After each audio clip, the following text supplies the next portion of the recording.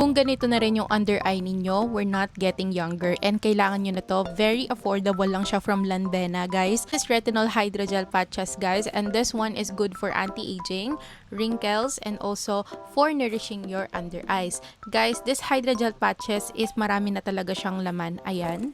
Very nourishing talaga siya kasi tingnan nyo naman, nakadikit talaga siya and parang ina-absorb talaga ng skin yung active ingredients. Ganun yung pakiramdam. It has 5 times rejuvenating retinol.